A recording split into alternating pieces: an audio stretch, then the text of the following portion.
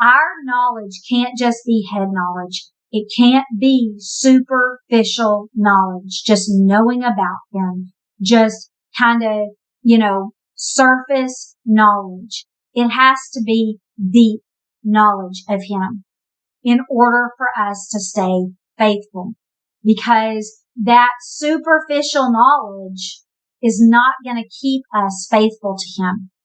We have to really, truly know him. And not only do we have to know him deeply, but we have to know him personally. It can't be a knowledge that's handed down from our parents or from the church. It has to be our own personal experiences. And so if we came to know God in adulthood, then we have had at least one experience with him, right? We had one experience that made us say, I want to know that God. I want to follow that God. Something about him made you want to do that. And so if you're that person that came to know him late in life and you've had one experience with him, you can't let that be your only experience with him. You have to continue to get to know him, to continue to have experiences with him, right? That's the only way that you will have a deep knowledge of him. And then if you are a child who's grown up in the church, whose parents taught you about God, but then you're like that generation that came after Joshua's generation. They told them about their experiences, but they didn't know them themselves. And so you've been told things by your parents and by your church, but you have to make that personal. You have to make it your own. You have to develop your own personal relationship with God.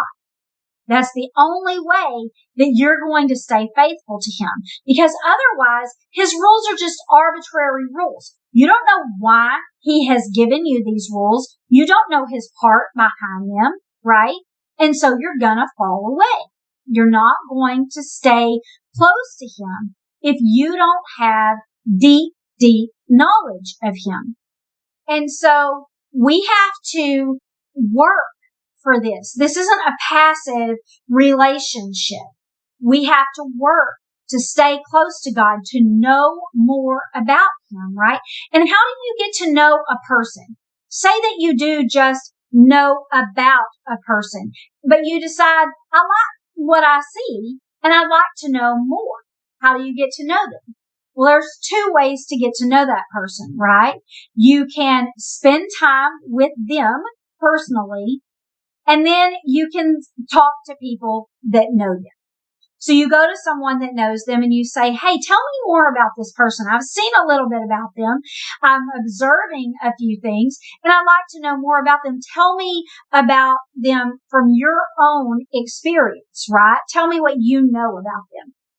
And then you have personal experiences with them. You begin hanging out with them. You begin listening to them, talking with them, and doing things with them, seeing how they act and react and the things that they do. That's how you get to know them. You talk to them. You tell them personal things about you and you learn personal things about them. That's how you really get to know someone, right? So it's the same thing with God. This is what we have to do with him. We have to talk to other people that know him, talk to people that are believers, and ask them, what do you know about God? Tell me the things that you know about God. I want to know him more. Tell me your experiences with him. Teach me his word. And so that means going to church and spending time with other people that know him. Listening to them, letting them teach you about their own personal experiences and about the things that they know about him. And then you have to spend time with him yourself, which means reading his word, letting him talk to you, right? And then talking to him, praying to him, and listening to how his spirit communes with your spirit. And so this is how you get to know him. Spend time with him. Walk in his ways. Learn how he acts and begin to act like him. That's how it is whenever we are hanging out with someone, right? the more we hang out with them, the more we get to know what they're like. And the more we begin to kind of act like them without even realizing it, right? I have this thing, my family makes fun of me because there's certain people that I hang out with and they talk in a certain way. And when I am around them for very long, I begin to talk like them. And so I adopt their just way of speaking. And they can come in and say, oh, you've been hanging out with so-and-so, right? Because I can hear the way you're talking. I do this for some reason more than apparently other people do this. And you can also just begin to act like them. You know, you see how they handle a certain situation, and without really even thinking about it, you just kind of naturally do what they did because you've been around them so long that you begin to adopt their ways. That's what it's like to become more like him. The more we know him, the more we act like him. And then the more we know him, the more we understand him. And so we want to follow his ways because we get them. You know, people will fall away because they don't understand him. So I want to read you what it says in Luke 8. This is a parable that Jesus gives to the people. It's a perfect explanation of this progression of knowledge towards God. This progression of when we just kind of, you know, hear about him and what we do with that knowledge afterwards, whether it grows or it doesn't, how deep our relationship is with him. And so this is Luke 8, beginning in verse 5. And it says, this is a parable. And so it's giving the people a situation that they might know about and then relating it to God. Kind of how I was doing a while ago when I was saying the rich man and how he dealt with his money and how he got rich and then what happens with his kids. And then I related that to God. That's what this is going to do. And so this is verse 5 and it says, a sower went out to sow his seed. As he sowed, some fell by the wayside and it was trampled down and the birds of the air devoured it. Some fell on rock, and as soon as it sprang up, it withered away because it lacked moisture. Some fell among thorns, and the thorns sprang up with it and choked it. But others fell on good ground, sprang up, and yielded a crop of 100-fold. When he had said these things, he cried, "He who has ears to hear, let him hear." And then the disciples asked him, what does this parable mean? And then you skip down to verse 11 and he says, this is what the parable means. The seed is the word of God. Those by the wayside are the ones that hear. But then the devil comes and he takes away the word out of their hearts, lest they should believe and become saved.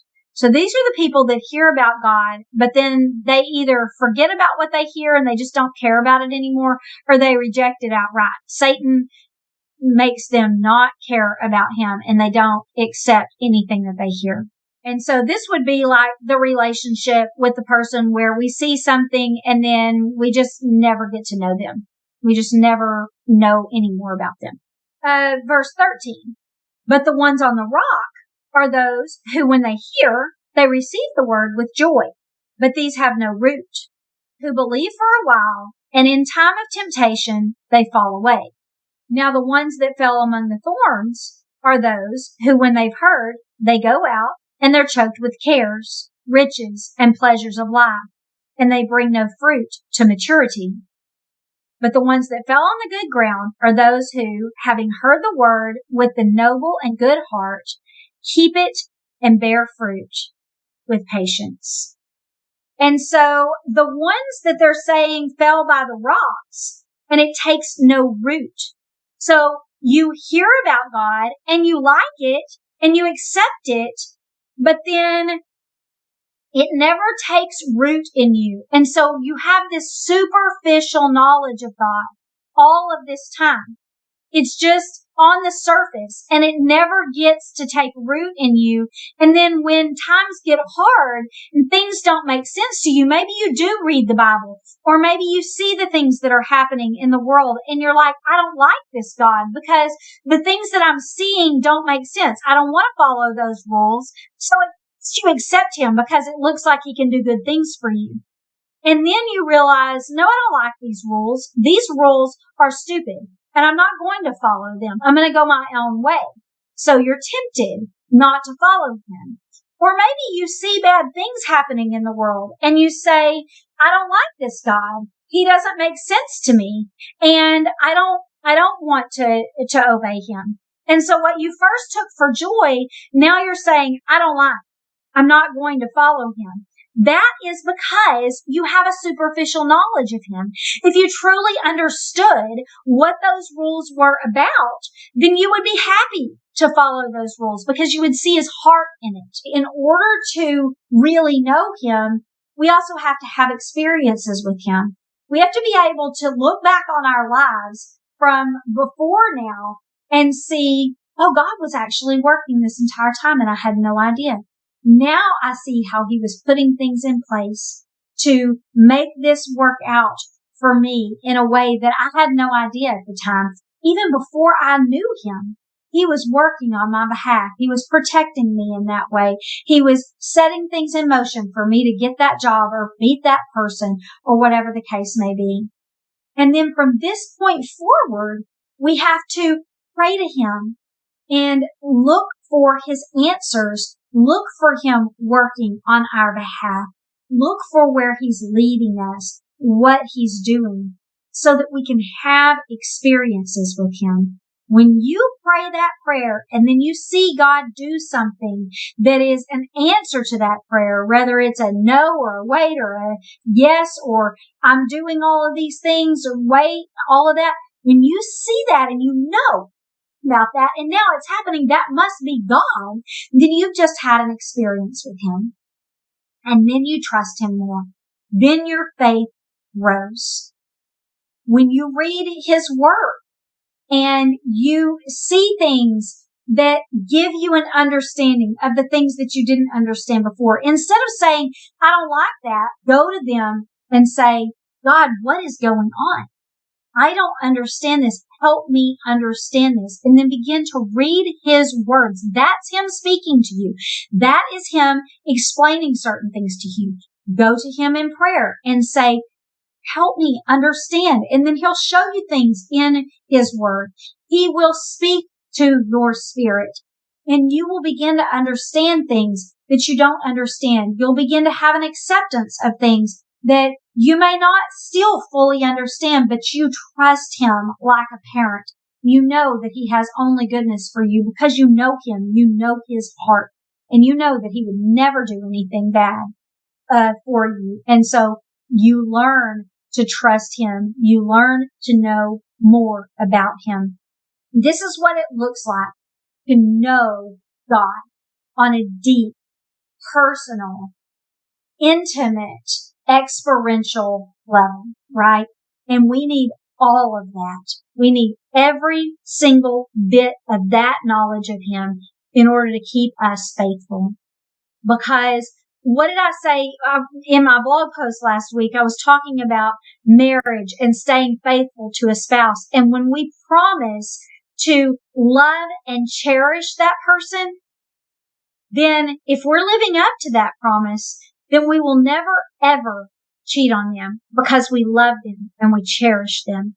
And if we can begin to love God, then we won't stray from him. But how do we love somebody we don't know? How do you love someone you don't even know? You just know about him and the things that you know about him, good, bad, whatever I can do with or without him. But when you really, really get to know God, you love him.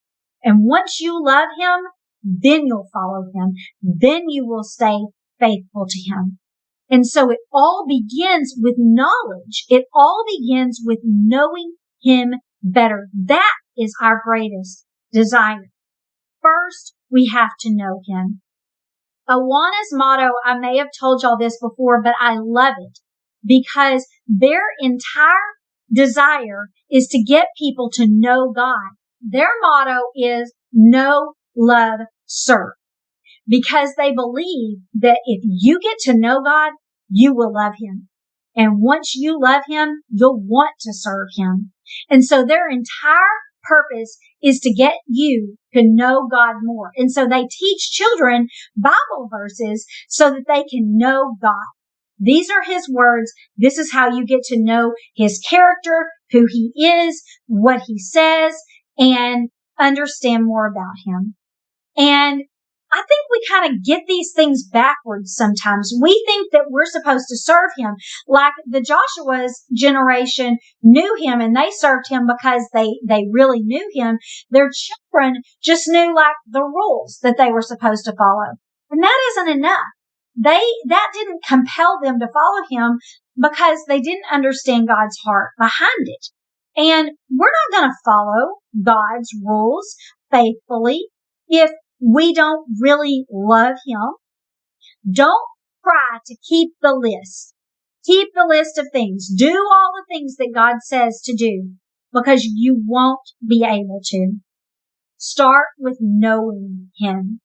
Once I know Him better and I spend more time with Him, those fruits just are naturally produced. It's not work anymore. It's not a burden keeping the law, because the more time I spend with Him, the more I just act like Him. The more I get to know Him, the more I love Him, the more I want to serve Him, the more I understand about Him, and it makes sense, and I want to do what He says. And then it all just falls into place. It's not work anymore. That's what it means to have a personal, experiential relationship with God. And that's what I want for everybody. That is why I teach the Bible. That's why I teach the Bible.